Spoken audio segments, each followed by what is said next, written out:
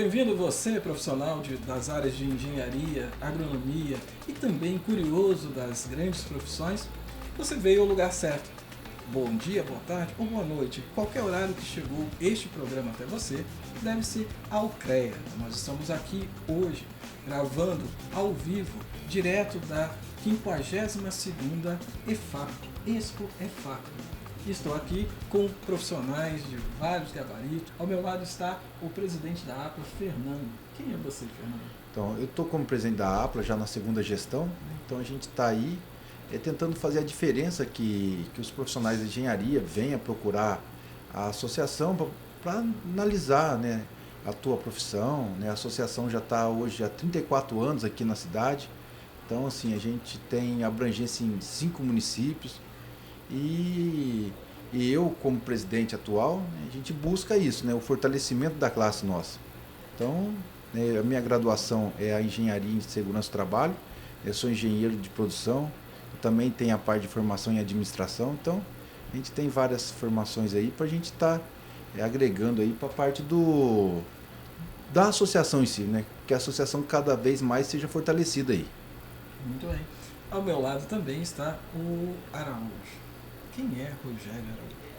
Eu sou engenheiro civil, me formei em 1995 na Universidade do Vale do Paraíba, São José dos Campos, e trabalho já desde 2000 com projetos, aprovações e implantação de loteamentos e projetos de infraestrutura em geral.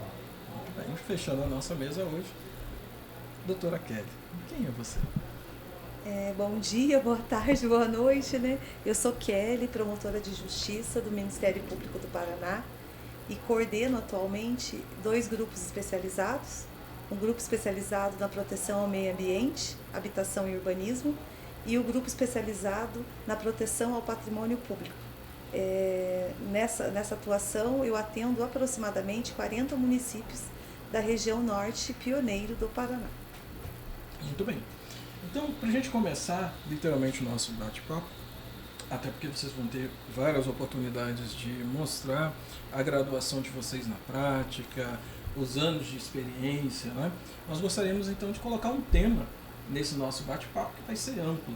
Que tal se falarmos sobre as ações efetivas do Ministério Público, visando o quê? Esse cinturão de informações para que a sociedade entenda o que se pode fazer, o que não se pode fazer e depois de feito, como a gente conserta determinadas ações. Então, este é o nosso tema do nosso EngeSapCast que está entrando no ar agora. Sejam todos bem-vindos a mais um evento promovido com apoio do Termo de Fomentos do CREA Paraná. Essa ação visa realizar uma aproximação ainda maior dos nossos profissionais com a sociedade, fazer a valorização profissional e também realizar a defesa da nossa sociedade paranaense. Tenham todos um ótimo evento. Eu acho que uma tônica que vai ser falado muito aqui é sobre loteamentos.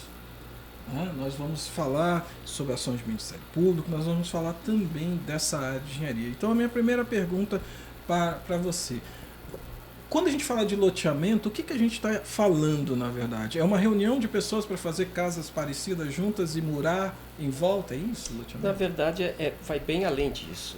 É toda uma preparação da área para receber essas pessoas. Se cria uma infraestrutura para que sejam feitas posteriormente as edificações. Então, nessa infraestrutura são abertas as vias públicas, é implantado o sistema de drenagem, de água, de esgoto, rede elétrica, iluminação pública.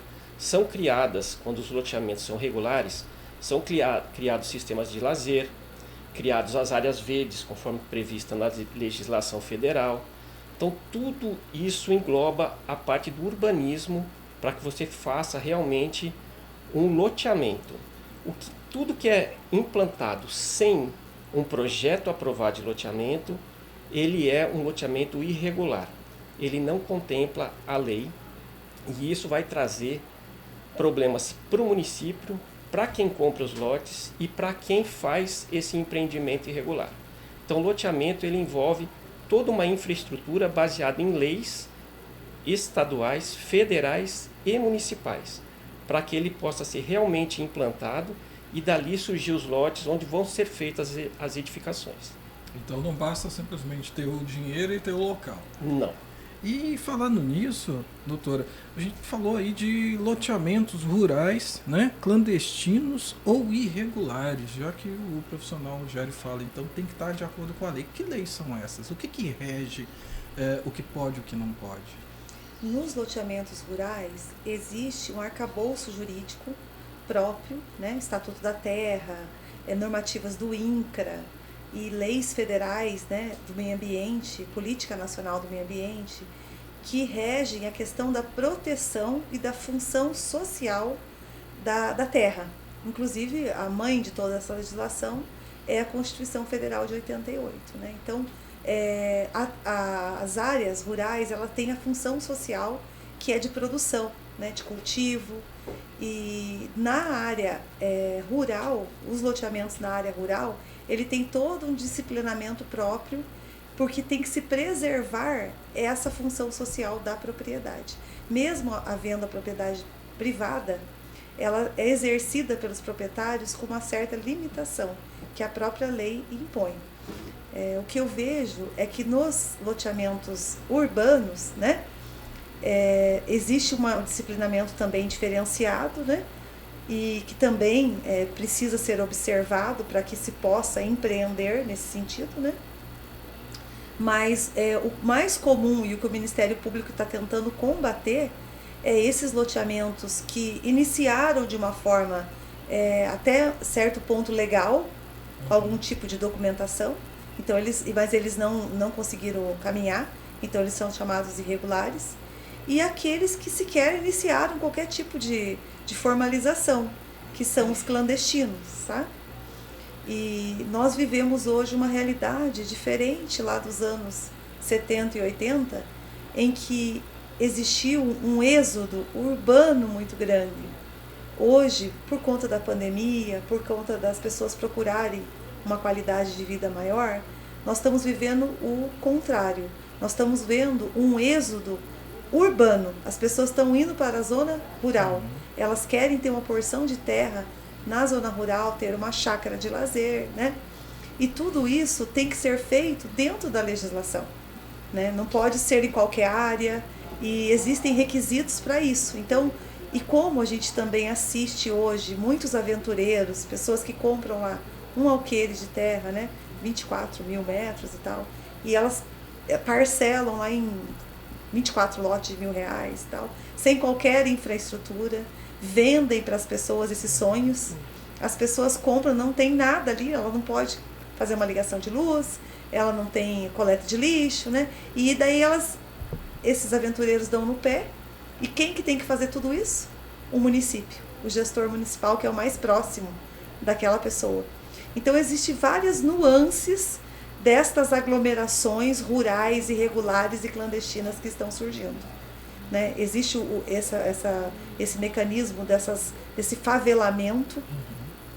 Existe também a falta de política habitacional municipal, que eu, como promotora, eu acho que é o que tem gerado esses loteamentos rurais, né? Porque, como o próprio doutor disse aqui, esses loteamentos são locais, os loteamentos urbanos, né? Onde as pessoas escolheram para morar. Mas nós, como seres humanos, nós temos o direito de habitar. Então, assim, as pessoas elas têm o direito de habitar, nem que foi embaixo de uma ponte, na rua. Por isso que a gente não pode, né, tirar uma pessoa que está habitando ali, porque é do próprio homem, isso acompanha o homem, né? O nosso direito de ter um abrigo para nós e para a nossa família. E o que a gente tem sentido é que os municípios não estão preparados para isso. Não existe nos municípios, na maioria deles, um setor específico para a habitação e urbanismo. Aí as pessoas vão até essas áreas que são periféricas, né? Muitas vezes encostas, né? Encostas de morro, e sem qualquer infraestrutura, compram terrenos irregulares por um valor assim bem menor que o valor de mercado, porque são irregulares, né? E elas ali muitas vezes querem habitar, né? Elas precisam desse lugar. Então essa é uma realidade, que é onde tem essas ocupações rurais. Mas também tem a realidade das chácaras de lazer, né?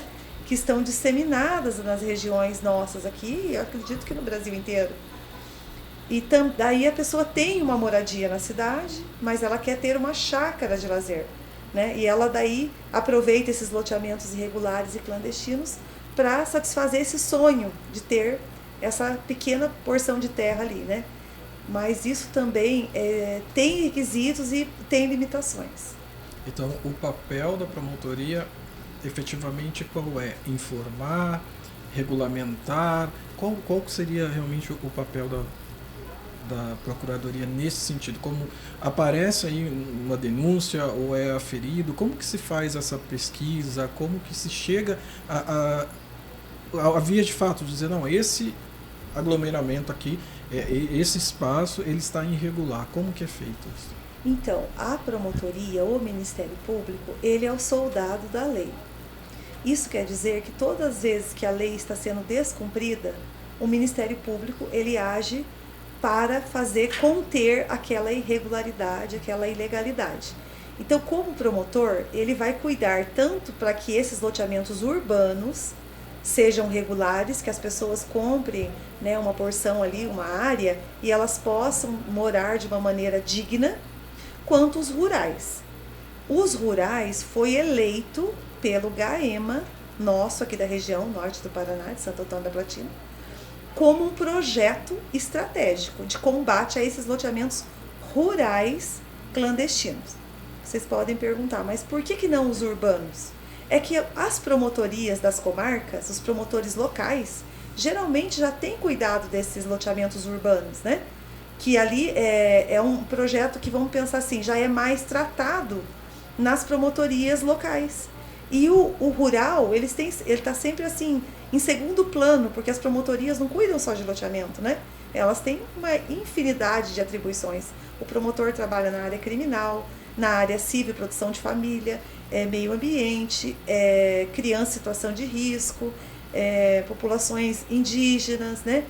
E consumidor, né? Ele é o único agente que pode entrar com ação penal pública, né? Incondicionada. Então, assim, o promotor tem uma gama enorme de atribuição. Então, esse grupo especializado, que é o que eu participo, um dos projetos nossos estratégicos é impedir novos empreendimentos clandestinos e irregulares na área rural, certo? Porque na área urbana está sendo tratado por outros promotores. E dentro da sua realidade, Fernando, o que você encontra quando você convida profissionais como o Rogério para ministrar cursos dentro da APA, por exemplo, para tratar esses detalhes, capacitar novos profissionais a entender o ordenamento? E recentemente o Rogério ele veio a fazer parte de um curso, né? Então, até quando o intuito nosso da associação é fazer o quê? A informação para o profissional, e não somente para o profissional, para a comunidade também. Então, assim, recentemente a associação fez as Semanas da Engenharia, e a gente teve o prazer, né, da doutora Kelly estar ministrando uma palestra para nós lá, com relação à questão desse tema que a gente está debatendo hoje. A gente fez os convites para todos os prefeitos ou os secretários que estão participando. A gente teve algumas efetividades do pessoal estar participando, vendo, tirando dúvida com a doutora Kelly depois. Né? Então, assim, o que a doutora Kelly colocou. O pessoal uns é desconhecimento, outros às vezes a pessoa é má intenção, né? A pessoa que está comprando, às vezes ela nem sabe, a pessoa está vendendo o sonho para ela e acaba meio que se decepcionando, não consegue fazer mais nada com aquilo. Daí, pensando nisso, o que a gente fez? Juntamente com o CREA, a gente pegou um termo de fomento para a gente trazer um curso sobre loteamento. Por quê? O que a gente sente? A nossa região é uma região, é o norte do Paraná, então assim, tem alguns profissionais que saem das faculdades, não tem esse conhecimento, que nem o Rogério é um profissional que tem uma larga experiência na questão de loteamentos. O Rogério é aqui, natural de Santo Antônio mesmo, mas reside em São Paulo, ele trabalha bastante em São Paulo. Daí é um profissional de grande gabarito. Falei, Rogério, a gente está querendo fazer um curso, né, nessa vertente. Ele falou, Fernando, eu vou montar o curso. Então ele montou o curso detalhado, né? Até ele falou, Fernando, eu fiquei aí 3 meses para montar o curso. montou a apostila com todo carinho, né? Veio profissional da região toda. Então a gente qualificou o pessoal para quê? Para que o pessoal faça da forma correta, para não gerar problema nem para quem está comprando, nem para a lei, que, né, a doutora Kelly, né, citou para nós. Hoje está tudo na regulamentação, nunca assim. Não é que a doutora Kelly, às vezes o pessoal vai taxar, a doutora Kelly não quer que eu compre um pedacinho de terra e faça minha casa lá na zona rural. Não é que a doutora Kelly não quer, a lei não permite, né? Por quê? Porque a pessoa não tem um mínimo de condições de morar naquele local. Então daí acaba meio que, né, às vezes o pessoal fala, a doutora Kelly veio, né, a gente mora aqui na cidade, né? A doutora Kelly também, o Ministério Público está aqui, a gente tem essa oportunidade de ter um Ministério Público aqui na nossa cidade. E a gente tem um contato muito bom com a doutora Kelly, né? Sempre a gente precisa de alguma coisa, a gente vai lá. Se a doutora Kelly precisa de nós também, da engenharia, ela vem procurar a associação. E a gente tem esse, né, esse vínculo aí, né, de querer trazer o bem-estar para a comunidade. Então sempre ela aponta isso, ela fala assim, ó, não é que a gente não quer que faça isso, é que a gente quer que faça da forma correta, para não gerar um problema futuro para a pessoa, para ela ter o mínimo de, né, de saneamento básico, porque que nem o Rogério fala na questão de loteamento, ele vem nessa vertente, daí às vezes, como que eu vou fazer o saneamento básico na zona rural, que daí às vezes vai jogar num riacho, que daí polui, a pessoa vai pegar água dali, de uma mina, daí a pessoa vai ficar doente, sabe? Então assim, às vezes a pessoa ela não consegue enxergar isso, né? Então tem que vir nós, da parte da engenharia, o Ministério Público, para a gente trabalhar nesse contexto geral, para trazer todo esse bem-estar para a comunidade. Então assim, o intuito nosso é sempre trazer informações, né, que a associação hoje, é isso que a gente, o objetivo nosso, né, até quando eu ficar como presidente da associação, esse vai ser o meu objetivo ali, trazer informação, né, conhecimento para as pessoas, para não alegar, falar, eu não sabia, opa, né, a gente está fornecendo esse conhecimento aí. O que eu achei interessante, inclusive nós fizemos alguns outros podcasts e o presidente do CREA, Clodomir Ascari, ele fala um pouco sobre isso. Na verdade, ele fala bastante sobre isso. O dever do profissional, uma vez que ele se forma, é devolver à sociedade muito mais do que a execução daquele serviço. Porque isso é obrigatório, né? Você se torna um bom engenheiro, você se torna um bom professor, e você entrega isso para a sociedade, né? Você às vezes estuda, como ele comenta, estudou em escolas não particulares, escolas públicas, e a forma de você trazer para a sociedade melhorias é isso, é entregar muito mais do que se espera de você, principalmente nisso. E eu acho que o conhecimento, ele não tem preço. Pegando esse gancho de o conhecimento não tem preço, qual é a sua satisfação quando você vem, como a APLA lhe oferece esse espaço para que você possa transbordar esse conhecimento para recém-formados? E o que eu achei muito bonito é que nas artes das chamadas para o curso estava lá gratuito. Na verdade, assim, alguém paga, porque não existe almoço grátis. E esse é um papel do CREA, né, de fomentar tudo isso. Mas a gente fala de gratuidade, mais até com um sentido de graça. Você não vai ali simplesmente, como você falou, uma apostila feita com carinho, com denodo, com ações práticas. Como que é para este profissional que poderia estar lá no seu escritório, poderia estar ganhando o seu dinheiro honesto, mas trancafiado ali nos recursos, está ali para transbordar o conhecimento para jovens entrantes? É uma satisfação muito grande, como profissional e como pessoa também, né? Você poder fazer com que outros profissionais adquiram um conhecimento que na universidade normalmente não é passado a fundo, para que eles possam trabalhar legalmente no mercado e possam melhorar a cidade onde eles moram, possam melhorar a comunidade, fazendo com que a comunidade cresça de uma maneira ordenada, técnica e juridicamente. Porque muita gente sai da faculdade e tem um desconhecimento de parcelamento de solo dentro da legalidade. Acha que é simplesmente criar uma rua, dividir os lotes e vender. E não é, está bem longe disso. Você precisa seguir toda uma legislação, a doutora Kelly pode falar disso bem melhor do que eu, mas a lei federal que rege a 6766 de 79. Então, assim, muitos dos profissionais, principalmente os recém-formados, não têm sequer esse conhecimento básico dessa lei federal que rege o parcelamento de solo. Então é bem gratificante você passar essas informações para que esses profissionais possam atuar de uma maneira satisfatória no mercado, dentro da legalidade e dentro também da boa técnica. Muito bem.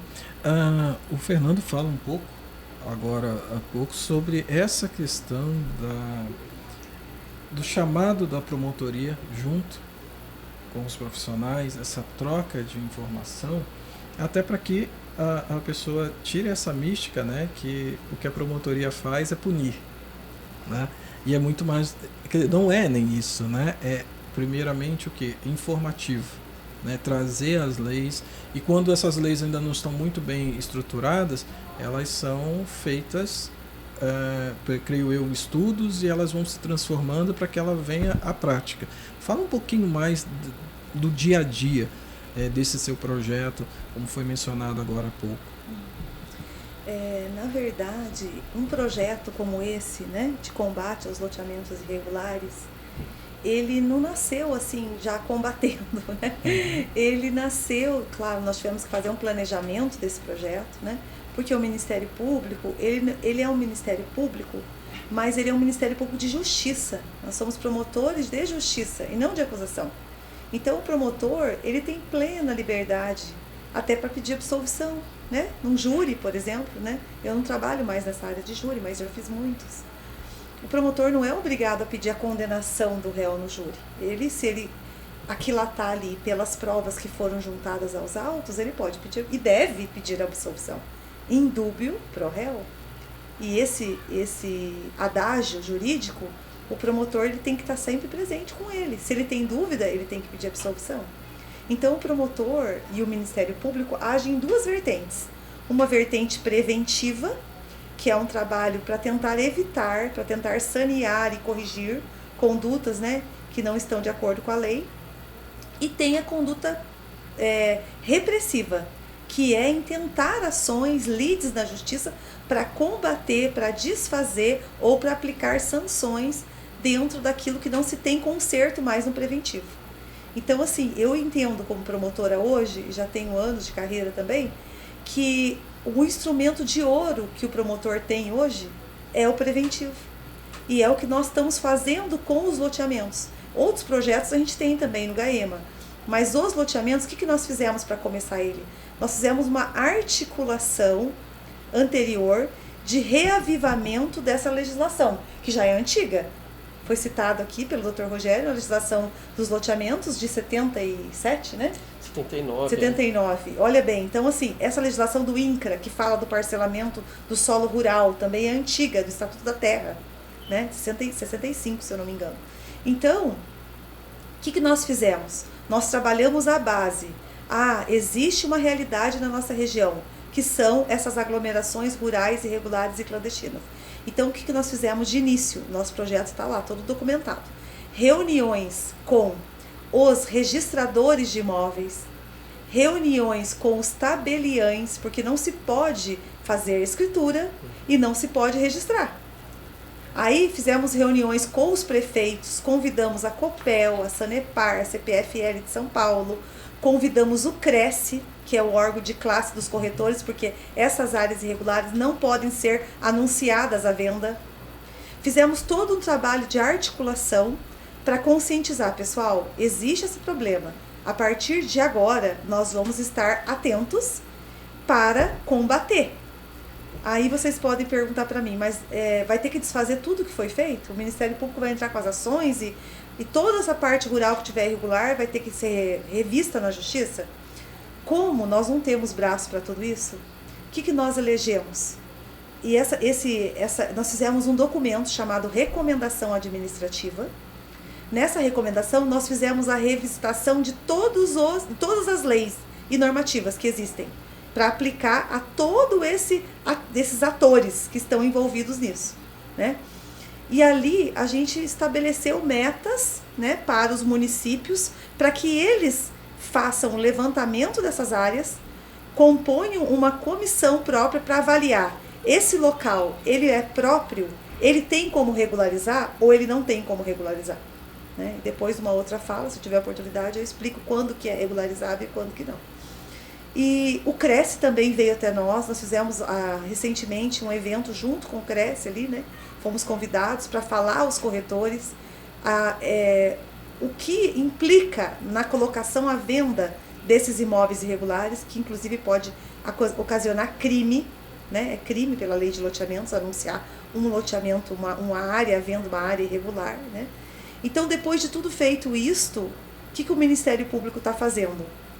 Os municípios, nós estamos acompanhando, nós temos um procedimento por município, né? São 40 na área do meio ambiente. Ele montou uma comissão de servidores e, junto com o IAT, Instituto Água e Terra, fez o levantamento, o mapeamento da área rural, através dos mecanismos, né, próprios que a gente tem de levantamento, e através de sites e tal. E as comissões estão avaliando aquelas áreas. Essas têm como regularizar? O que vai ser feito? Vai ser cobrado da pessoa que vendeu aqueles lotes? Ou é uma área, não existe mais, não tem como se resgatar isso? O município vai fazer uma reurbanização, né? Ou não, aquela área realmente é irregular. E quando eu digo área que não tem como regularizar, pessoal, eu falo assim, ó, algum fracionamento do lado, por exemplo, de uma lavoura de soja, onde tem aplicação de agroquímico. Ou a pessoa está querendo fazer um loteamento do lado de uma granja, aonde ali vai ter vetores, o cheiro. Então, são áreas que não têm o talento para ser urbanizadas. Ali nunca vai ser urbanizado. É diferente, por exemplo, tem municípios nossos, aqui nós temos o turismo, alguns municípios têm a parte do turismo bem aguçada, que tem loteamentos longe do centro da cidade, mas são loteamentos que as pessoas residem final de semana, e elas estão ali na beira, no entorno do lago, né, do Lago Paranapanema, e que os municípios fizeram o quê? Eles regularizaram, eles transformaram aquela área em urbana. E daí os lotes, eles podem ser lotes menores, né? E ali vai ter toda a infraestrutura urbana e vai, claro, o loteador que tem que providenciar, o município só declarou urbana, né? E vai ter a coleta de lixo, vão ter os serviços públicos, porque se fez um estudo e se chegou a essa conclusão. Então o projeto hoje, ele está nesse mapeamento ainda, porque a região é grande. Mas não é o Ministério Público que vai falar, esse local é correto, ele tem como regularizar. Não, é uma comissão de servidores. E dentre esses servidores a gente pediu os engenheiros. Porque os engenheiros têm condição de fazer essa análise junto com os servidores de habitação e urbanismo. O que eu posso falar é que a maioria das áreas não vai ter como regularizar. Aí as providências do município serão outras. Mas assim, é conter essa sangria. Não pode mais. Agora, nós vamos tirar esse pessoal da zona rural, que já construiu, igual eu falei, tem essa parte também das pessoas não terem condição de construir na cidade, né? E é uma realidade. E é uma realidade também, por que o poder público deixou essas áreas ficarem aí, se alastrarem? Até essas áreas mais de comunidades também irregulares, próximos às cidades, da periferia, né? Então o poder público também foi omisso, né? Então nós não temos como fazer, não, hoje não vai todo mundo sair. É um absurdo. O que nós temos que fazer? Não. Hoje o poder público vai fiscalizar. Se alguém quiser empreender em loteamento, ele tem que ter estrutura financeira. Então, senão qualquer um vai querer empreender, né? Porque era um grande negócio aqui na região. Eu vou comprar um alqueire de terra por 300 mil e eu vou fazer 2 milhões esse alqueire.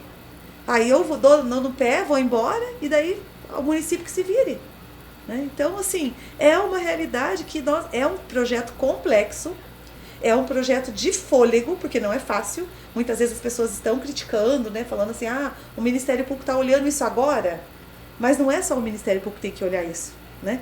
Vários profissionais e esses loteamentos, muitas vezes, pessoal, tinha um engenheiro por trás fazendo lá o arruamento, fazendo o desenho do projeto, né?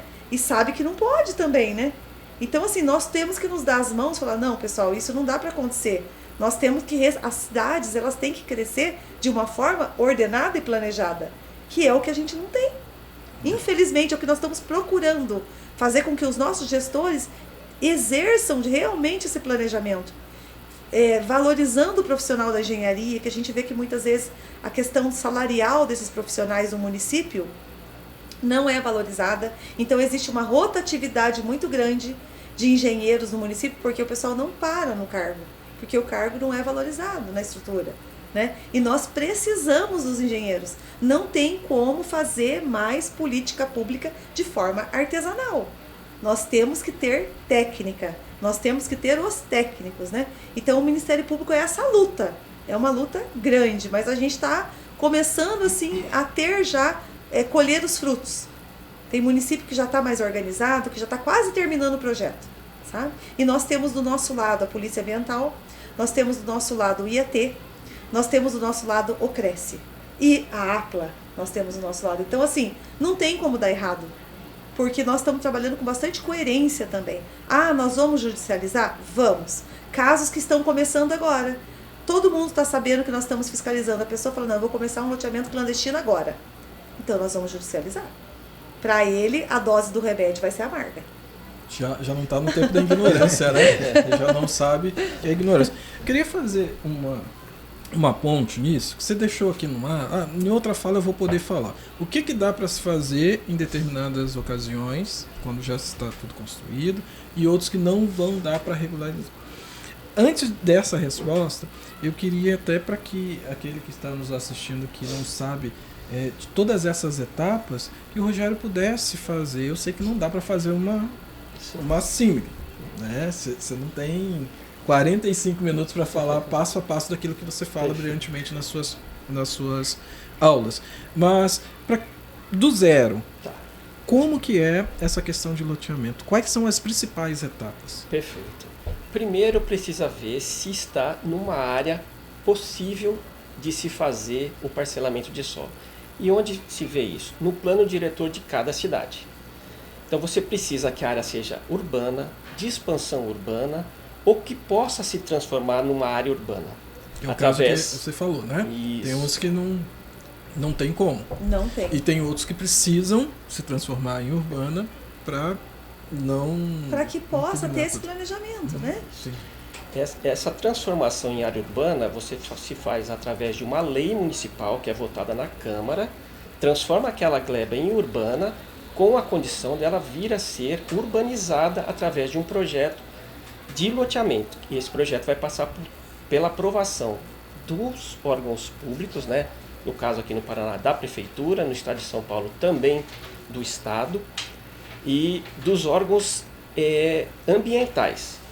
Tudo isso vai ser feito dentro da legalidade, com todos os projetos para que isso seja aprovado. Então, voltando à sua pergunta, primeiro precisa consultar a Prefeitura para saber se aquela gleba se enquadra na possibilidade de um parcelamento de solo. Caso seja possível, ela pode ser transformada numa área urbana através de uma lei municipal. Segundo, ver se existe a documentação dessa gleba.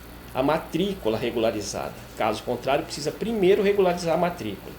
Com a matrícula regularizada e com já esse pré-estudo dessa área, que ela pode servir uma área urbana, você tem que fazer os projetos e aprovar esses projetos na Prefeitura Municipal e nos órgãos ambientais. Esses são os primeiros passos. E entre tudo isso, de se conceber que aquela área é de interesse, porque também tem que ter o interesse, né? Sim, sem dúvida. E chegar até essa parte que você mencionou, quanto tempo em média? Porque são vários trâmites. São vários. Em média, você tem uma ideia ou cada caso é um caso?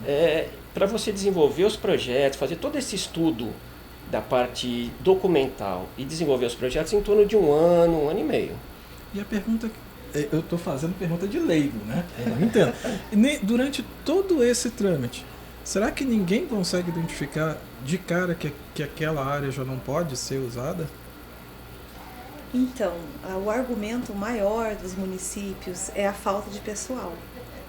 Porque a verba pública, vamos falar dos nossos pequenos municípios, né? Ela vive basicamente do fundo de participação do Estado, da União, né? Então não se pode ter profissionais que atendam todas as áreas dentro da demanda. Então isso é a alegação da maioria dos municípios e a gente tem acompanhado e vê que realmente precisa. Como eu falei, tem município que não tem uma secretaria de habitação e urbanismo. E hoje, com os eventos climáticos que nós estamos, né, vivenciando, a gente sabe que não tem mais condição dessas pessoas morarem muitas vezes nessas áreas de risco. Então, o município está sempre apagando incêndio. né? Para poder correr atrás das demandas que existem. Eu acho que esse é o maior desafio dos municípios. As pessoas têm um pouco de reticência de pagar impostos, né? Elas querem... E essas áreas rurais, elas são para isso. Você mora numa área rural, você tem uma chácara de lazer, né? Já tem ali você está querendo já utilizar de uma maneira muitas vezes irregular também. Só que você não quer pagar o IPTU, você quer pagar o ITR. Então aí as pessoas falam, não, eu não quero que urbanize aqui, porque eu quero continuar pagando o ITR, que é um valor bem pequeno, né? Então, elas não querem pagar o imposto e o município precisa do quê? O erário precisa de verba para poder suprir as necessidades dos próprios administrados. Então, é um desafio muito grande. Uma consideração? Então, é que pensando nesse nicho aí, até pro ano que vem a gente já tem programado aí um curso, né, voltado para as estradas rurais, né? Até foi uma demanda, né, que a doutora Kelly nos passou, né, para a gente estar qualificando os profissionais das prefeituras, os engenheiros, né? Então, hoje, né, foi bem colocado, né, pela doutora, que a engenharia ela tem um salário base, porém as prefeituras não seguem esse salário base, né? Então, assim, às vezes o engenheiro ele não compensa trabalhar na prefeitura porque fora da prefeitura ele vai ganhar mais. Então, assim, acaba fazendo de que forma? Pegando um profissional despreparado, ou às vezes o profissional recém-formado que fala, daí ele não tem esse conhecimento e acaba fazendo da forma errada, porque assim, ele não... A tal rotatividade que isso você mencionou, né? Infelizmente. Aí, pensando nisso, a gente conversando com a doutora Kelly, o que vai estar sendo feito para o ano que vem, né? A intenção nossa é pegar mais um termo de fomento do CREA e trazer um curso voltado para as estradas rurais, né? Porque as estradas rurais nossas hoje também estão tudo fora de normatização. Então a gente... E às vezes, né, a gente vem conversando com a doutora Kelly e muitas das estradas rurais são abandonadas, né? O pessoal, né, dá o acesso ali, mas não dá uma infraestrutura nenhuma para o pessoal, né? Chove, é uma trabalheira. É bem complicado, né, doutora? O que a gente pretende no projeto Estradas é que as estradas, pelo menos que tenha verba própria para as estradas, no plano plurianual, no orçamento anual, e que as estradas sejam eleitas por um conselho de desenvolvimento rural, pelo menos uma estrada por ano, que seja feita nos municípios dentro das técnicas conservacionistas, para que aquelas estradas elas perdurem por vários anos, porque que a gente vê sempre aquelas maquiagens, faz um pouquinho, chove, perde tudo. E não tem verba própria para conservação. Daí o pessoal da zona rural sempre está gritando querendo estrada. Então, gasto um dinheiro absurdo numa conservação que nunca vai existir, porque sempre está se começando, é paliativo, né?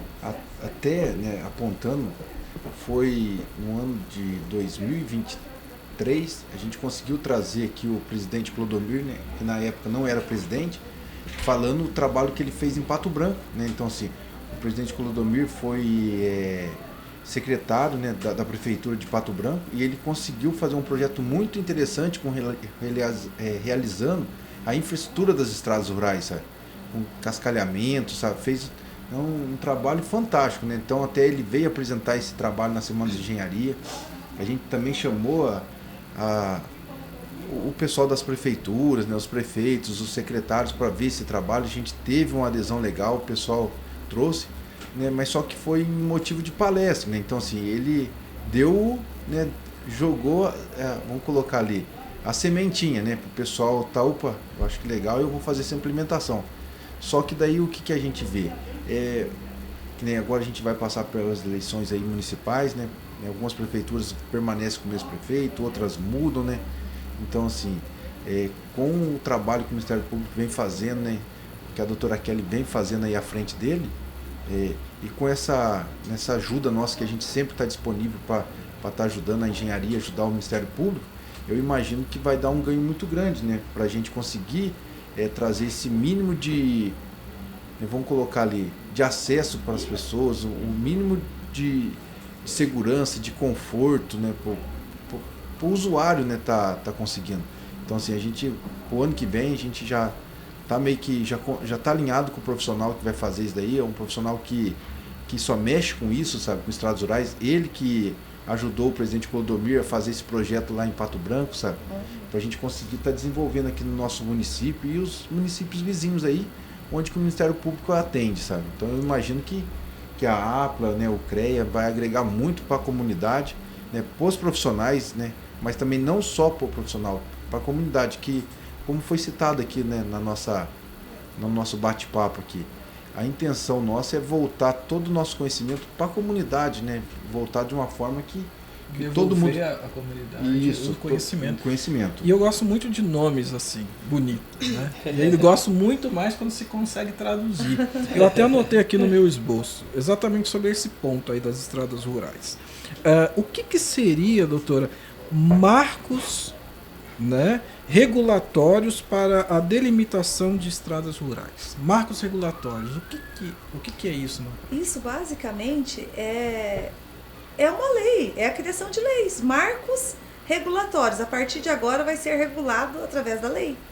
Então, normativas que vão ser criadas, porque, como eu disse, os municípios não têm marcos regulatórios. A maioria é feito essa manutenção, né, essa atenção para o pessoal da zona rural, é feita de uma maneira ao sabor do gestor. Se o gestor ele é da zona rural, ele conhece, ele tem um pouco mais de vivência, né? Mas se ele é extremamente urbano, o pessoal da zona rural fica... Então não tem marco regulatório. E o que nós estamos querendo criar? Então é um projeto estruturante dos municípios. São duas fases do projeto. A primeira fase é criar as leis e os mapas. Aí vai entrar o pessoal, a parte jurídica do município e os engenheiros. Então criou a lei. A lei vai criar a obrigação. Ah, tá. Quais são as estradas principais? Quais são as secundárias? Quais são as terciárias? E fazer um mapa dessas estradas. Então, aquelas estradas são consideradas municipais e a obrigação de conservação é de quem? Do município. E quais são as estradas privadas, né? Porque daí tem os galhos lá, que daí não tem, o município, não, em tese, não teria obrigação. Mas em alguns casos ele tem de conservar. A primeira etapa do projeto é esse. A segunda etapa é criar, fazer constar nos orçamentos municipais verba própria para as estradas. Porque se vocês olharem os orçamentos, o plano plurianual e a lei orçamentária, tem municípios que não tem nada previsto para a estrada rural, ou é um valor muito pequenininho. Que daí, assim, não tem como o Ministério Público nem a população cobrar, porque não tem obrigação jurídica. Existe sim uma obrigação até assim, humana, né? As pessoas têm que transitar, têm o direito de ir e vir. Mas não tem assim nada muito regulamentado. Então é um projeto que vai demandar aí uns 3, 4 anos para ser desenvolvido, sabe? Mas se nós conseguirmos atingir isso, gente, eu acredito que isso vai ser replicado em outras regiões do Paraná e do Brasil. Porque eu não conheço, né, como promotora, alguém que desenvolveu um projeto sobre estradas. Eu acho que nosso aqui é um dos primeiros que eu conheço, né? Pode ser que exista. Um plano piloto, não é isso? Sim, é um projeto, eu sempre brinco, é um projeto jabuticaba, porque ele é próprio aqui do Brasil, ele é próprio da região nossa aqui. Como eu disse também numa conversa anterior com vocês, nós temos municípios aqui da região que nós temos mais população na zona rural que na zona urbana. Mas mais uma pergunta de lei. Rogério, explica pra gente então diferenças dessa parte mais voltada para a cidade, para o ambiente urbano.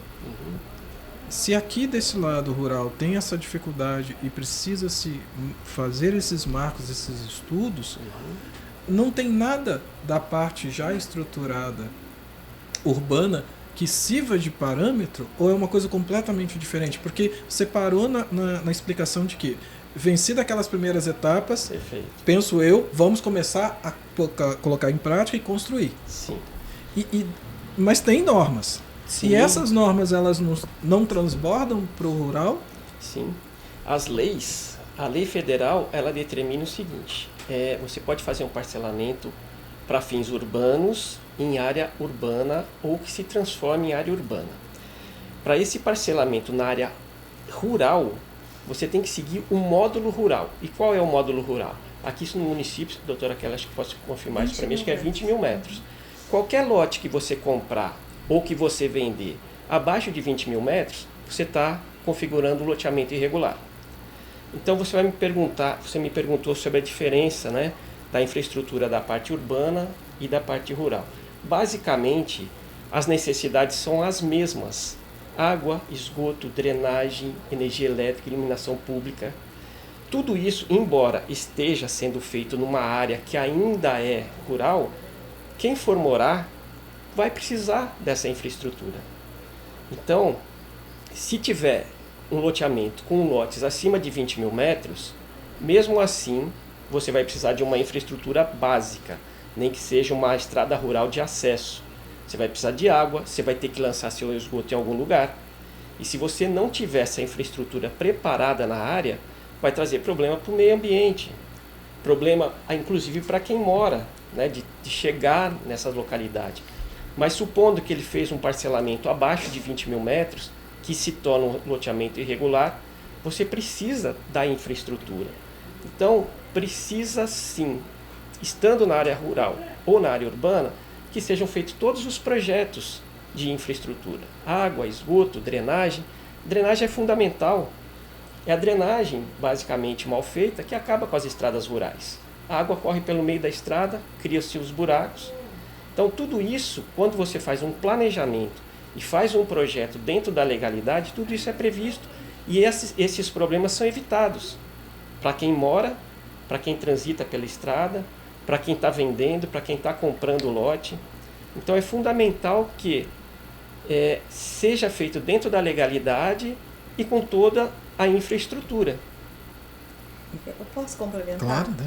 É o seguinte, muitas vezes as pessoas que estão assistindo, elas podem pensar assim, então eu posso fazer um loteamento com lotes de 20 mil metros ou mais, né, rural? Porque assim, essa questão rural, ela é complexa, por quê? Porque tem que se ver o que vai se fazer naquela área rural. Então a menor fração que se pode admitir de um terreno rural documentado é 20 mil metros ou mais. Agora, isso não possibilita que um empreendedor compre uma porção de terra que ele possa fazer, por exemplo, vários lotes de 20 mil metros ou mais para fins de lazer. Sim. Por quê? Porque ele vai estar desconfigurando a área rural. Exato. Isso não é permitido pela lei. É permitido se ela manter uma atividade rural. Exato. Então, o que vai determinar se aquele loteamento rural ele é realmente rural, né? Nós tínhamos aí as vilas rurais e tal, é a destinação da área. Existe uma ação correndo, acho que no Gaema de Curitiba, de um pessoal lá que empreendeu e comprou numa região muito bonita ali próximo de Curitiba e fez um loteamento de chácaras, que é muito conhecido. Loteamento de chácara, mas está acima do módulo rural.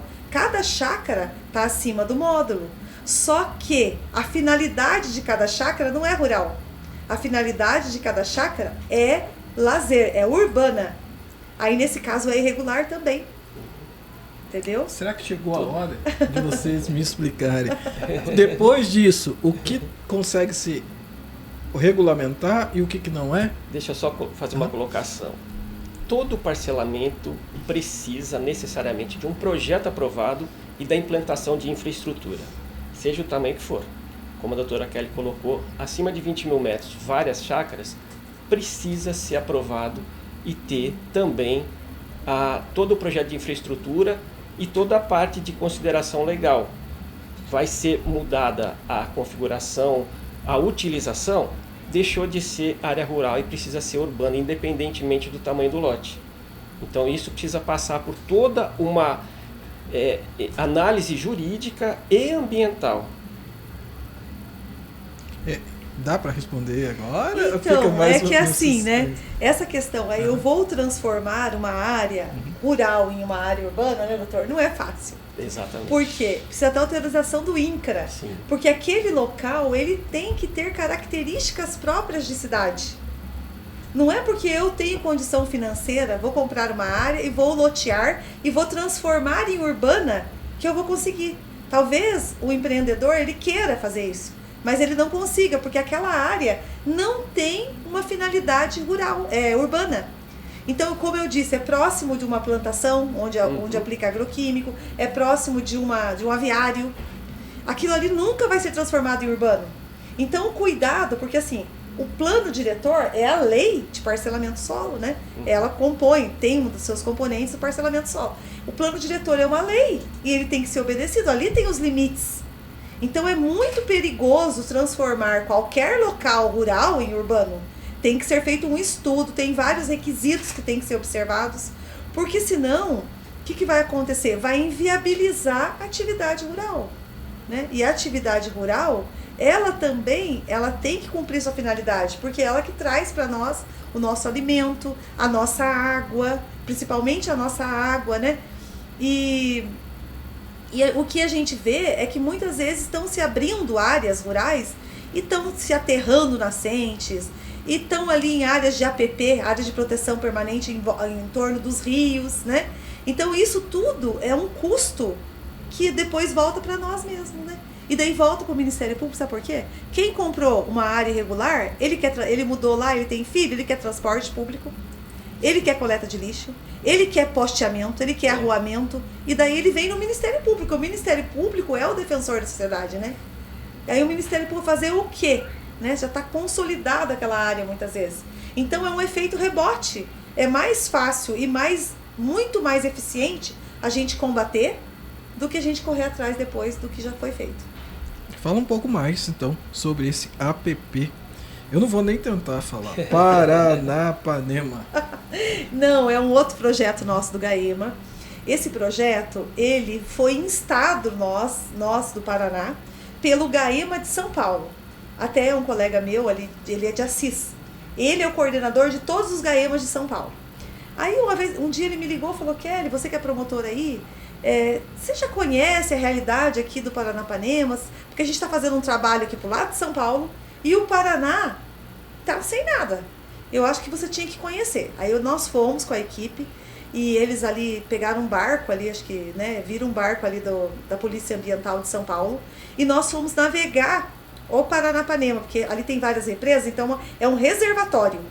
São várias hidrelétricas, né? Começa em Ourinhos ali, tem a Canoas 1 e Canoas 2 para nós aqui. São reservatórios, represamentos para hidrelétricas. E o que tem nessas áreas? Então todo o rio, ele tem uma área de proteção permanente, que é a mata ciliar, que é aquela área verde que tem que ter ao lado do rio. E o que a gente viu em especial no Paranapanema, que ele é muito grande, né? Que existe construções, mansões nas áreas onde deveria ter essa reserva ambiental, que é essa mata ciliar que protege o rio. Por que tem que ter a mata ciliar? Porque é como se nós tivéssemos o cílio. Os cílios não protegem nós de ter algum cisco no olho e tal.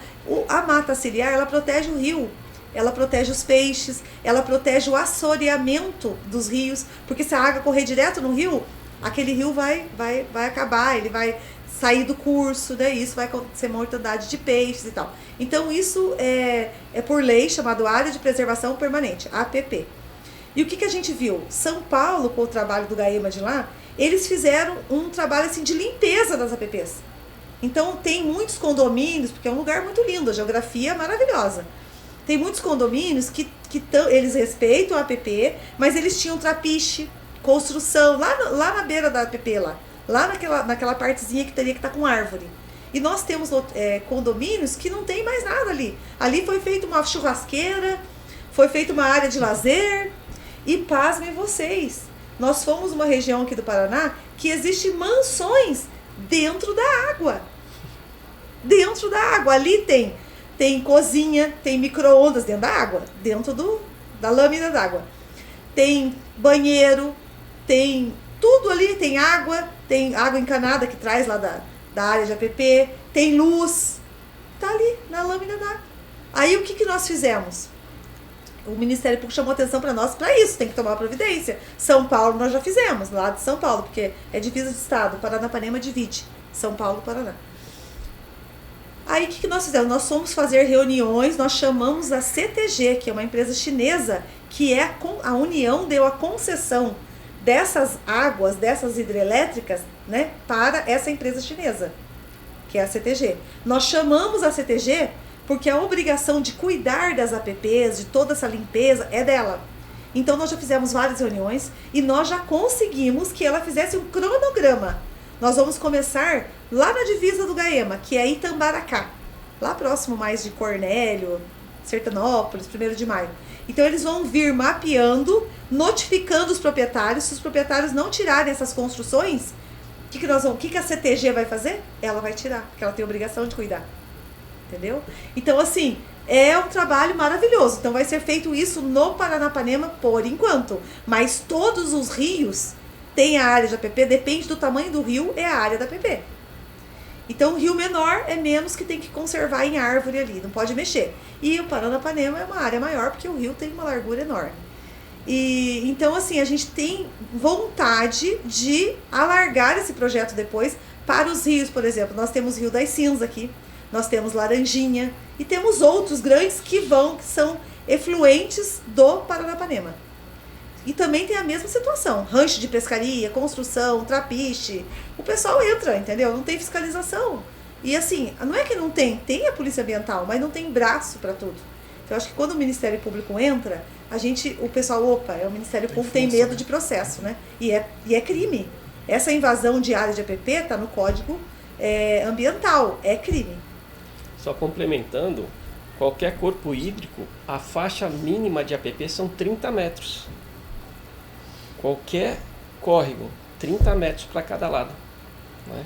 Então, quanto maior o rio, no caso do Paranapanema, acho que são 100 metros, não sei se são 50 ou 100. Eles medem pela altura das águas, mas é 100 metros mais ou menos. Em torno disso. Então, muita gente constrói ou por desconhecimento ou sabendo que está burlando uma lei ambiental. Mas como a doutora falou, é crime. Nesse É caso crime. não tem, é desfazer. E mesmo assim, mesmo que desfaça, obviamente, a natureza já está sendo lesada, né? Tem danos, mas ali não tem negociação. Tem que desfazer. É uma lei federal. Sim. É uma lei federal. Quando a gente faz um projeto, nós já prevemos toda essa parte de APP. Isso já é preservado a partir do projeto. Qualquer mina, você tem 50 metros de diâmetro ao redor da mina. E é o que era a minha próxima pergunta, as nascentes. Nascentes vivas. Isso está previsto na lei federal. Essa preservação da área da mina está prevista na lei federal. Tá, e como eu tinha falado aqui, que ia fazer essa pergunta em off, né? Quem tem tá querendo lotear, né?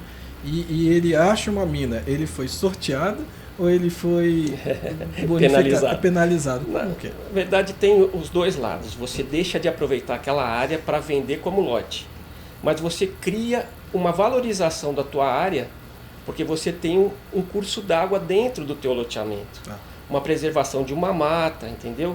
Então é uma maneira diferente de colocar. Você valoriza a área que você está parcelando por ter essa nascente, por ter essa mata preservada, e deixa de vender aquela área. Aquela não é uma área vendável, mas é uma área que agrega valor à tua gleba. Além de você ter o córrego que provém dessa, que você precisa lançar sua drenagem num corpo hídrico.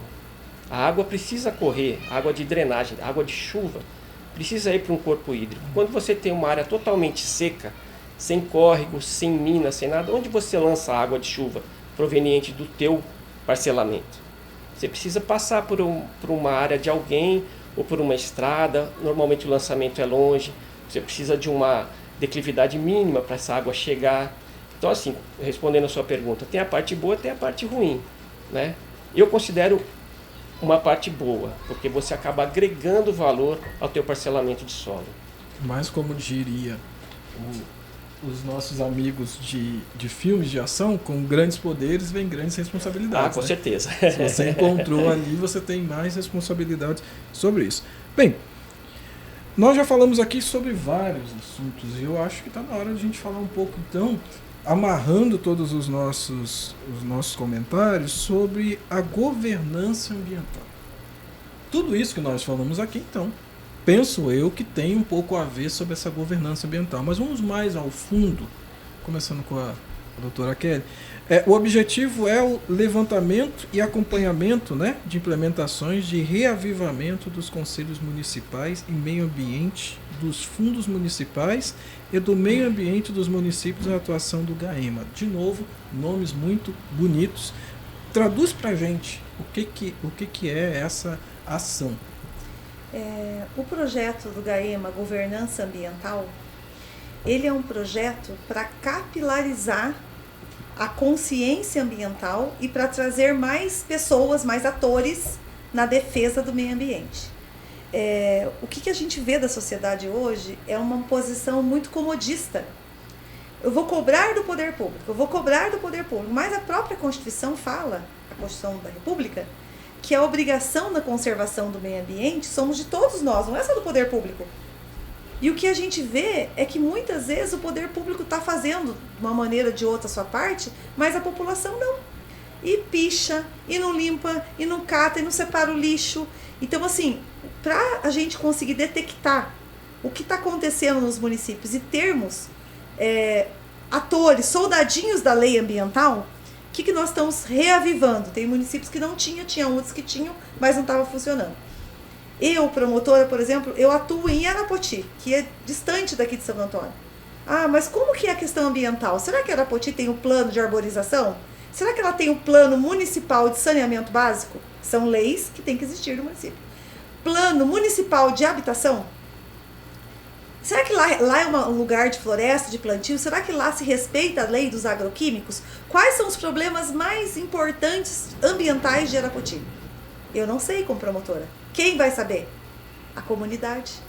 Então, os conselhos, eles vão exercer parcela do poder de fiscalização, levantamento de dados, e eles vão criar políticas públicas para que o gestor trabalhe. Então, assim, o gestor que eu digo é o prefeito, né? O prefeito, ele tem uma pauta enorme de coisas para ele trabalhar. Mas na área ambiental, o que é mais importante? É o saneamento básico? É o esgoto sanitário? Tem município que não tem esgoto. E a população está sofrendo com doenças e tal, porque não tem esgoto. Esse conselho, ele vai eleger as prioridades. E ele vai passar para o prefeito. O que o conselho, a comunidade, elegeu como prioridade para trabalhar, por exemplo, a partir de 2025, é essas políticas aqui. Então ele vai levantar, trazer para o Ministério Público para a gente conhecer a nossa região. E ao mesmo tempo dar obrigação para o cidadão. Eles fazerem ações, né, de forma positiva para que as pessoas tenham conhecimento do qual é a obrigação delas. Ou seja, a gestão, então... É uma gestão democrática.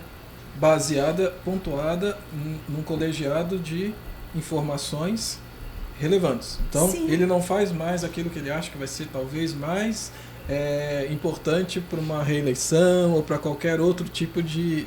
Se o conselho funcionar certinho, ele tem que ouvir o conselho. E isso não é só no meio ambiente. Nós temos Conselho Municipal de Saúde, que é quem responde, inclusive quem assina a prestação de contas na área da saúde. Nós temos o Conselho Municipal de Educação, do Idoso, da Assistência Social. E assim, hoje, a nossa administração pública, ela é descentralizada. E esses conselhos, eles existem no nível municipal, estadual e federal. Então, o gestor, ele não governa sozinho. É que as pessoas não querem participar. Você faz reunião do plano diretor. Muito pouca gente vai na reunião do plano diretor. Os próprios gestores, eles reclamam. Então, o que a gente tem que saber? Nós temos que chamar as pessoas que gostam do meio ambiente, que querem trabalhar, para a gente tentar conhecer a região e cada um fazer na sua cidade, no seu município, aquilo que está precisando, cobrar, né? Cobrar e fazer a sua parte. Isso que é governança ambiental. Isso. Pegando neste gancho, né, Fernando, quando vocês fazem, através da APLA, pequenas ações, como visita de escolas, plantando árvores, vocês já estão chamando a atenção, né? Isso, hoje a APLA, ela está bem atuante, né? Em todos os conselhos a gente tem uma representatividade. Então, assim, eu não posso dizer anterior a mim, né? Mas hoje todos os conselhos, a gente tem um representante da engenharia, né? Que, né, se a gente for analisar, é os técnicos, né? Então, assim, que nem eu hoje participo do Conselho do Meio Ambiente. Então, assim, a gente está participando ativo, né? Nessa questão do conselho. Isso que a doutora colocou realmente é o que acontece, então tudo leva para o conselho e a gente vai debatendo lá, né, uma área que foi degradada, uma área que está ruim, né, a pessoa foi lá, desmatou, o que vai ser feito, né? Então passa pelo conselho, o conselho analisa, vê de uma forma para a pessoa melhorar aquela área que ela fez e fazer algo a mais ainda do que ela... Então a gente tem ali hoje na associação, a gente tem a diretriz do CREA, que é o prêmio de qualidade do CREA, né, que a gente é auditado. Então a gente tem algumas ações a ser feitas, a gente faz essas ações, Não só porque é uma diretriz, porque ela é boa, né? Então, assim, a gente segue ela à risca porque ela ajuda tanto a associação para estar se posicionando na comunidade, como ajudando, né? Então, assim, recentemente a gente fez um plantio de árvore, né? Então a gente conversou com o pessoal do meio ambiente da prefeitura, falou, a gente pegou os associados, fomos até o local, fizemos o plantio, né? Então toda ação que a prefeitura tem, a gente quer participar. Isso que a doutora Kelly colocou realmente é o que ocorre. Muitas pessoas, ela quer um resultado, mas ela não quer fazer parte daquele resultado. Sequer sabe o seu dever. Isso. É que Não é? assim... Eu até acho que sabe, mas eu acho que não quer por comodismo mesmo, né? Eu acho que você sair da sua casa e Isso. participar do conselho, você tem que ter disposição para isso, né? Porque E o caminho é, então, os jovens, as crianças, para mudar essa mentalidade Então, o quanto antes. eu posso fazer um posicionamento nisso? Eu acho que hoje, né, a gente tem que parar com essa ideia de querer jogar toda a responsabilidade para as crianças, né? Então, assim, hoje tá muito fácil, fala assim, não, né, as crianças que, que vai fazer o meio ambiente, que é criança. Então, assim, essa colocação da gente jogar a responsabilidade para as crianças, eu acho que é uma coisa meio que tem que parar, né? Porque assim, a pessoa quer tirar a responsabilidade dela e jogar para a criança, né? Fala assim, a responsabilidade é Pra minha. daqui a 20 anos, daqui a 30 Isso, anos, né? será Então, que assim, vamos ter? É isso que a doutora colocou no caso, assim. Tem que começar. Não adianta falar assim, mas é difícil. Tudo é difícil. Né? Falar que né? E o mais difícil que é o mais gostoso, porque assim, é o que a gente vai conseguir ter um resultado satisfatório. Então, assim, que nem na parte da associação hoje, que a gente está ali à frente da direção, né, como presidente. Não é difícil, né? Porque assim, a associação nossa tem 34 anos, a gente veio de gestão do pessoal assim, que já tinha uma idade mais elevada. O pessoal já fica meio que, eu tentei fazer, mas não deu certo, né? Que é, às vezes, jogar aquele banho de água fria. Mas eu falei, não, né? Lá não deu, mas agora vai dar. Então, assim, a gente está fazendo a diferença. E eu acho que a parte do meio ambiente, a parte do que a doutora está fazendo, né? Vai surtir muito resultado. Porque, assim, chega ali e fala, é difícil, mas dá para fazer, né? É só querer fazer. Então, assim, eu imagino todas as esferas, né? A gente ter a boa vontade de fazer, ver que aquilo ali vai ser bom para você, porque assim, é bom para mim, bom para minha família, bom para a comunidade, é bom para todo mundo, E né? sabe, Fernando, a gente vai descobrindo as pessoas que têm essa consciência ambiental. Que eu trabalhei a vida toda quase com patrimônio público. Sou conhecida sempre por fiscalizar as administrações, as prefeituras, né? Quando eu fui convidada no meio ambiente, eu pensei, nossa, né, é difícil o meio ambiente, faz tempo que eu não trabalhava no meio ambiente. Voltei a estudar. Mas eu vi que tem gestores que têm essa consciência ambiental, tem muita gente boa na área, professores das universidades vieram conversar, sabe, pessoas que são agentes de transformação, muitas vezes aquela pessoa que está trabalhando lá na separação do lixo. Você vai conversar, ela veio conversar e eu falei, opa, mas olha a visão dela, entendeu? Então, a gente se descobriu nesse sentido, que essa visão tua, que todo mundo pode fazer, não é só as crianças, é maravilhosa. Inclusive, ela vem, nós temos lá os Objetivos de Desenvolvimento Sustentável da ONU, as ODS, né, da ONU. E essa ODS da ONU, a ONU ela traz a fábula do beija-flor. Não sei se vocês já viram falar. Que existiu uma floresta, né? E nessa floresta houve um incêndio. E todos os animais recuaram e ficaram olhando o incêndio. E olhavam para cima e viam o beija-flor para lá e para cá, para lá e para cá. Aí um dos animais gritou, falou, beija-flor, o que você está fazendo? Sai desse incêndio aí. Aí ele olhou e falou, não, pessoal, eu estou fazendo a minha parte. Eu estou tentando apagar o incêndio. Ele ia até o rio e trazia gotinha de água para apagar o incêndio, fazendo a parte dele. Então a ONU chamou atenção nisso. Nós não temos que querer transformar tudo de uma vez. Vamos fazer a nossa parte.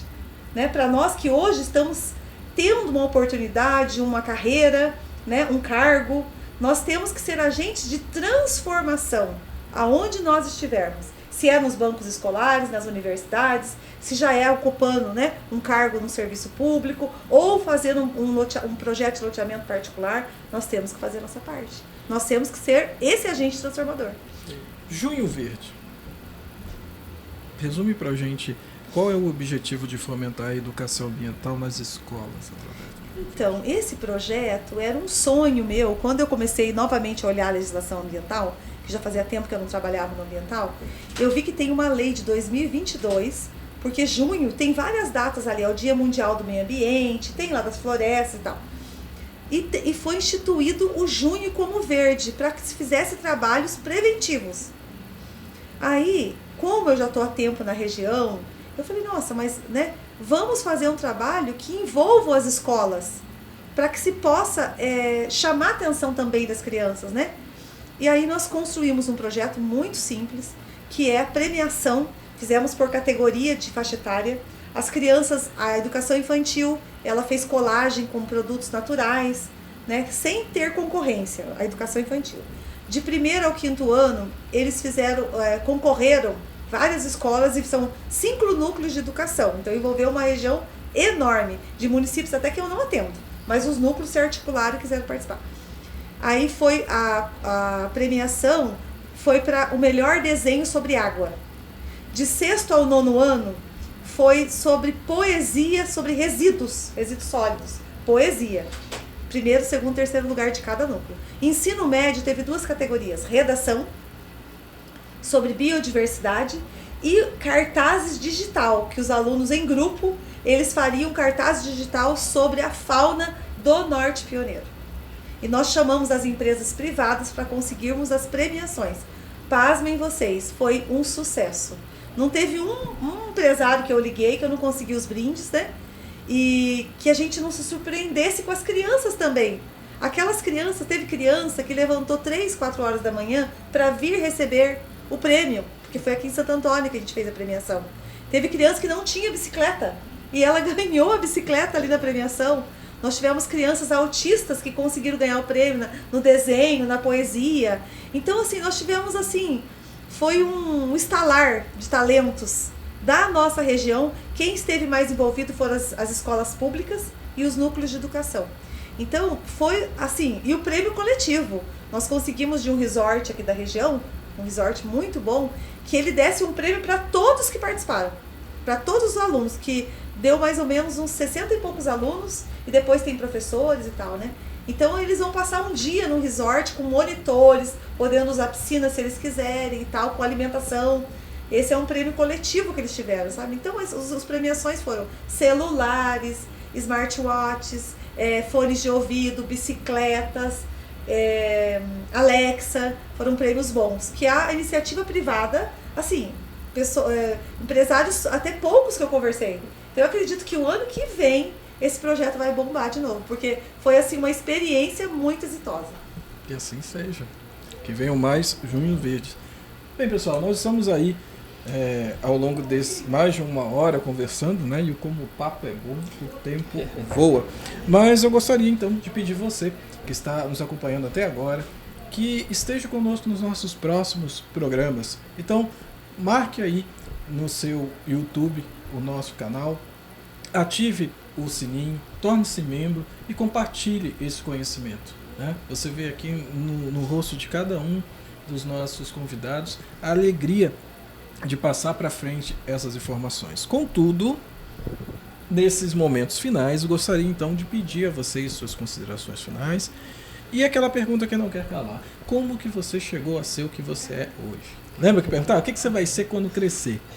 Vocês cresceram, vocês estão atuantes, mas diz pra gente aqui que não conhece a profissão, pra gente que admira a profissão, qual foi a virada de chave de vocês quando vocês decidiram pelo que vocês fazem, por sempre ter sonhado com aquilo, ou às vezes foi por um incidente, né?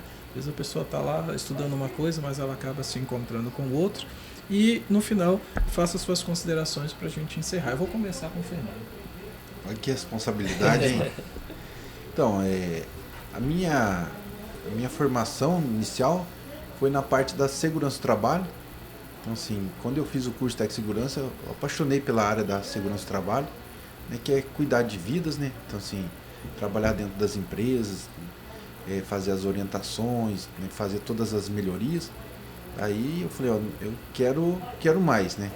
Então, daí eu fiz a engenharia de produção, daí depois eu fiz a minha especialização em segurança do trabalho, né, porque eu queria, né, aumentar meu conhecimento. Daí depois que eu entrei, acabei conhecendo a parte do CREA. Então, acho que é legal, né? Porque assim, que nem a gente comentou aqui na mesa, o importante da gente é não ficar com o conhecimento, é repassar esse conhecimento, e o que a gente puder agregar para os demais, a gente tem que fazer isso. Acho que daí eu acho que é uma missão de todo mundo. Eu acho que eu posso me doar um pouco mais para trazer melhoria, né? Assim, para a parte da engenharia. Então daí entrei na parte aí da associação, né? Daí depois surgiu a chapa aí, até o Rogério aí, da diretoria nossa da associação, e foi acontecendo. Então assim, eu sou apaixonado pela segurança do trabalho. Hoje a gente está aí na parte da presidência da associação, sabe? E muito, muito legal, sabe, né? Vai conhecendo as pessoas, vai fazendo network, né? A gente já conhecia a doutora Kelly há muito tempo, né? Então assim, eu conheci a doutora Kelly quando eu trabalhava no escritório de contabilidade, né? Que eu sou natural aqui de Santo Antônio, então conheço a doutora Kelly há muito tempo, Tá sabe? querendo revelar? Então assim, aí é um prazer hoje, no caso assim, estar aqui conversando, batendo esse bate-papo com ela. Então, se eu não tivesse isso, talvez, né, a gente não estaria aqui, né? Então assim, eu na posição que eu tô, né? A doutora Kelly já era promotora na época já. Então assim, eu imagino que todo mundo possa a crescer, a correr atrás do seu objetivo para sempre tentar o melhor aí. Então isso, queria, né, deixar um recado para você profissional, da parte da engenharia, né? Santo Antônio da Platina e região, venha participar com nós aqui da associação, da APLA, né? A APLA está aqui já há 34 anos em Santo Antônio da Platina, e o objetivo dela é sempre fortalecer a parte do profissional, né? Para que o profissional tenha mais conhecimento e consiga agregar no trabalho dele um resultado melhor aí. Então, se você é profissional, venha fazer parte aqui da nossa associação aqui. E aqui embaixo, enquanto o Fernando está falando, aparece todos os endereços da APLA, o website, também o Instagram, o Facebook e o canal de atendimento também. Obrigado, Fernando. Obrigado, Júlio. Bom, eu comecei na engenharia, acho que desde pequenininho, sempre gostei de construção, de obra, de estradas, e isso acho que foi naturalmente me levando para esse caminho da Faculdade de Engenharia Civil. Foi realmente assim um processo natural. Na verdade, meu pai queria que eu fosse médico, eu tinha horror à medicina, mas cheguei a prestar vestibular para medicina. É interessante. Só que o destino me levou para a engenharia, porque numa dessas universidades tinha uma segunda opção. E eu coloquei a engenharia, que é o que eu sempre, inconscientemente, sempre quis. E a partir dali foi bem natural. Comecei o curso, já comecei a fazer estágio, comecei a atuar na área de edificação. Entendi esse nicho de mercado importante que é a parte de loteamento. E desde do início dos anos 2000 eu comecei a atuar na parte de urbanismo, de parcelamento de solo e de loteamentos.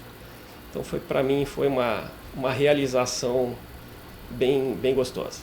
E qual o recado que você deixa para... Olha, eu vou deixar o recado para o pessoal que pretende comprar um lote e para quem quer fazer um loteamento. Quem quer comprar um lote deve se informar se esse loteamento é regularizado, porque isso vai garantir que o investimento dele esteja seguro. Se ele comprar um lote irregular, ele não consegue matrícula, ele não consegue depois financiamento para obra, é uma série de dificuldades que ele vai enfrentar. Então, pretende comprar um lote? Consulte se o loteamento que está ali sendo oferecido é um loteamento regularizado.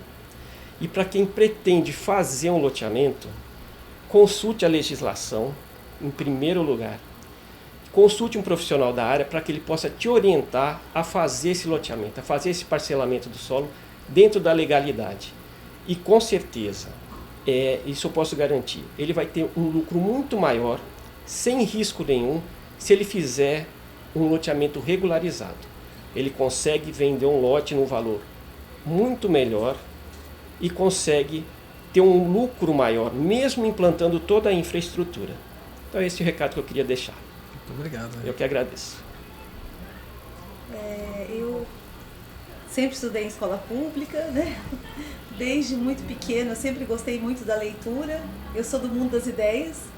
Fui professora primária durante toda a faculdade, 5 anos de magistério, fiz magistério e fiz educação geral de ensino médio, fiz 2 cursos. consegui aprovação em Jacarezinho, né? Sou filha aqui da UEMP, formada na UEMP, fiz mestrado na UEMP também. E o que eu posso falar para as pessoas que gostam do mundo jurídico? A área jurídica ela é maravilhosa porque ela é ilimitada e ela é transformadora de vidas. Eu sempre fui uma pessoa, uma menina, muito quando eu, né, desde de estudante, muito justiceira.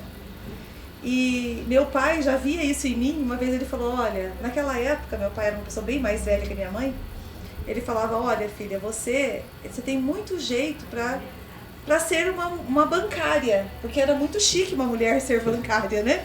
Ele queria que eu fosse, ele falou, professor, eu não sei, eu gostava muito de negócio, desde pequena eu negociava e tal.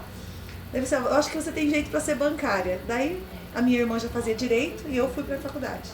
Fiz 5 anos de direito muito bem feito, passei no primeiro concurso, fui promotora com 22 anos. Por conta que eu tive um professor que eu gostava muito e ele era promotor. E tudo que ele fazia, ele entrava com ações, porque o promotor é diferente do juiz, ele é parcial.